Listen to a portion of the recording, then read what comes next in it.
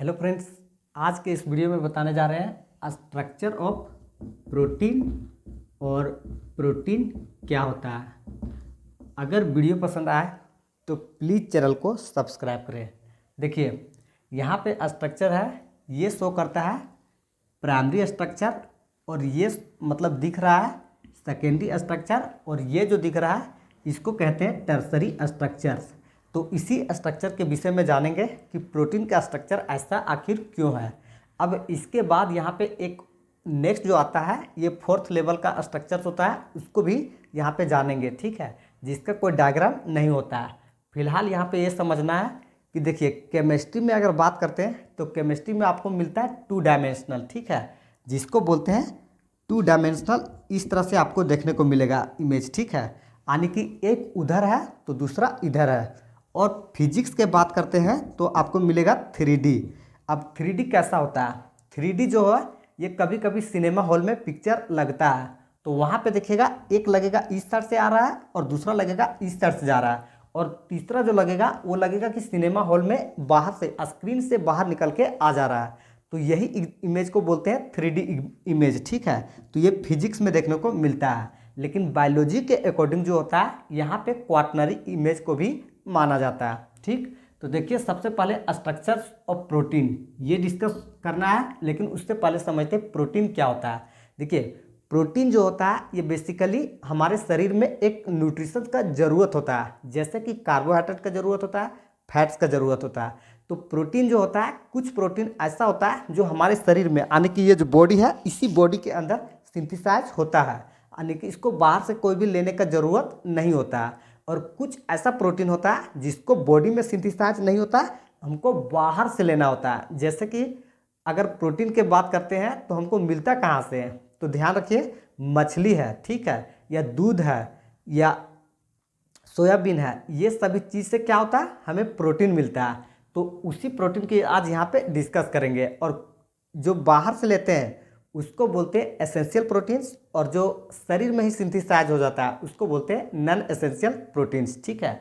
अब देखिए प्रोटीन का थोड़ा सा ये होता है कि इसका सबसे इम्पोर्टेंट बात ये होता है कि प्रोटीन जो होता है ये अल्फा अमाइनो एसिड, ठीक है, amino acid, alpha amino acid, इसी का पॉलीमर को बोलते हैं प्रोटीन, ठीक। तो अल्फा अमाइनो एसिड का पॉलीमर होता है और इसी पॉलीमर से बन करके रेडी हो जाता है प्रोटीन।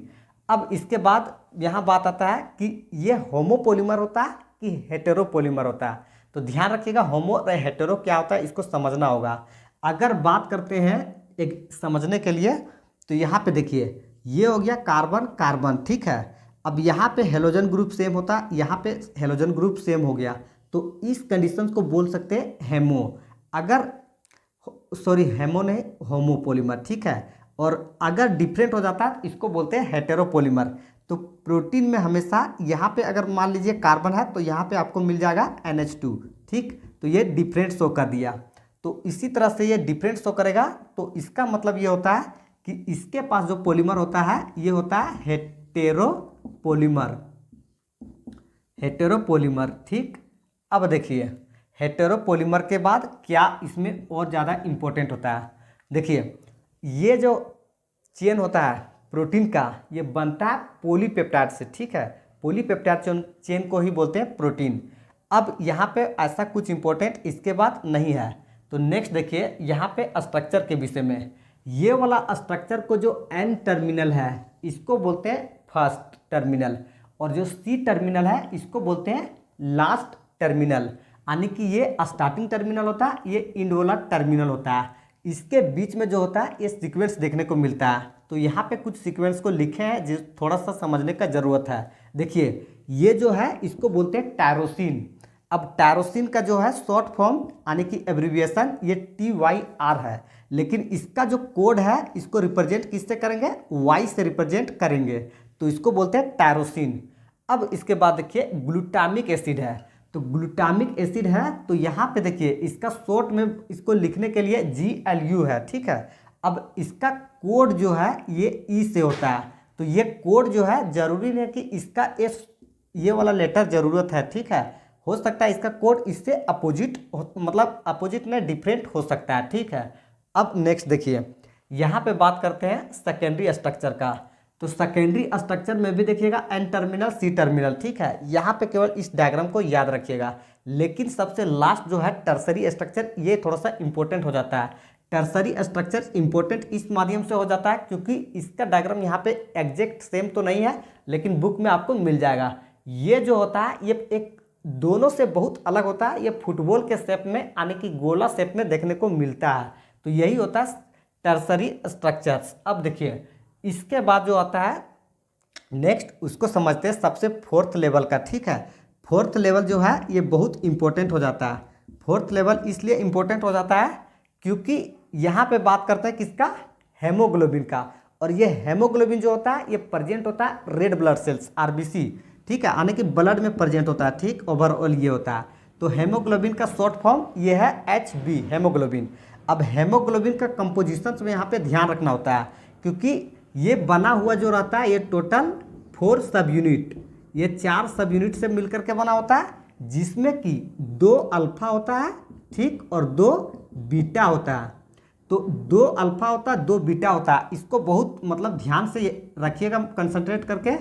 अधिकतर सवाल इसी से पूछता है कि इसका अल्फा कितना होता है और बीटा कितना होता है।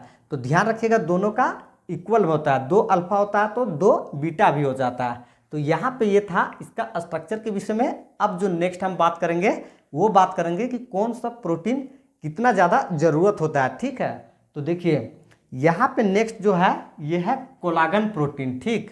यहाँ पे स्पेस तो काफ़ी कम हो गया है कहीं पे, देखिए कोलागन प्रोटीन, इसको ध्यान रखिएगा, ठीक। ये हो गया ये प्रोटीन, ये एक ऐसा प्रोटीन है जो कि ज़रूरत पड़ता है कहाँ पे, ये सभी एनिमल वर्ल्ड में यानी कि लिविंग में जो सबसे ज़्यादा ज़रूरत पड़ता है इसको बोलते हैं कोलागन प्रोटीन। और दूसरा जो है उसको ध्यान रखना होगा, इसका नाम है राइबोलोस बाइफॉस्फेट कार्बोक्सी ऑक्सीजनेस, ये वाला, ठीक है। तो ये वाला जो प्रोटीन है ये बहुत ज़्यादा इम्पोर्टेंट है, बोलता है, और ये वाला दोनों एक दूसरे से इंटरकनेक्ट है। तो अधिकतर जो स्टूडेंट होता है इसी में मिस्टेक कर जाता है क्योंकि नीट वाला एग्जाम जो है उसमें अधिकतर सवाल इसी को बोलता है कि एनिमल वर्ल्ड के लिए इंपॉर्टेंट प्रोटीन कौन होता है। तो आप बिल्कुल ध्यान रखिएगा कोलागन होता है, ठीक। और अगर बोलेगा कि होल बायोस्फीयर यानी कि पूरा बायोस्फीयर के लिए सबसे इंपॉर्टेंट प्रोटीन कौन होता है, तो यहाँ पे याद रखिएगा राइबोलोस बाइफॉस्फेट कार्बोक्सी ऑक्सीजनेस। तो इस तरह से इस वीडियो में हमने प्रोटीन के विषय में पूरा कंप्लीटली डिस्कस कर दिया है। तो चलिए, लेकिन एक चीज़ छूट गया, ठीक है। देखिए बॉन्ड के विषय में, ठीक है। तो बॉन्ड को समझना होगा, बॉन्ड आखिर क्या होता है। देखिए प्रोटीन के विषय में जब भी बॉन्ड के विषय में बात करेगा तो याद रखिएगा ये कार्बोक्सिलिक एसिड ये होगा और NH2 ग्रुप ये होगा और इधर से कोई ग्रुप होगा। तो ये वाला ग्रुप जब भी रहेगा तो ये बनाता है एक अमाइनो ग्रुप, यानी कि अमाइनो ग्रुप इसके साथ अटैच है और इसके साथ एसिड का ग्रुप अटैच है। तो अमाइन ग्रुप और एसिड ग्रुप ये दोनों मिला करके बन जाता है अमाइनो एसिड, ठीक है। यहाँ पे नाम को समझिए, अमाइनो मतलब nitrogen containing compounds amine group, और एसिड मतलब यहाँ पे देखिए एसिड मतलब कार्बोक्सिलिक एसिड है और अमाइनो मतलब अमाइन ग्रुप है। तो ये दोनों के वजह से जो बॉन्ड बनता है इसी को बोलते हैं पेप्टाइड बॉन्ड, ठीक है। तो पेप्टाइड बॉन्ड जो होता है ये बहुत ज़्यादा इंपॉर्टेंट हो जाता है। अधिकतर सवाल पूछता है कि इसमें कौन सा बॉन्ड प्रेजेंट होता है, तो ध्यान रखिएगा कि पेप्टाइड बॉन्ड प्रेजेंट होता है। तो इस तरह से इस वीडियो में हमने अधिकतर सारा कुछ को डिस्कस कर लिया है। आई थिंक इसमें अब किसी भी तरह की कोई चीज़ छूटा नहीं है। तो चलिए करते हैं वीडियो को एंड। All the best.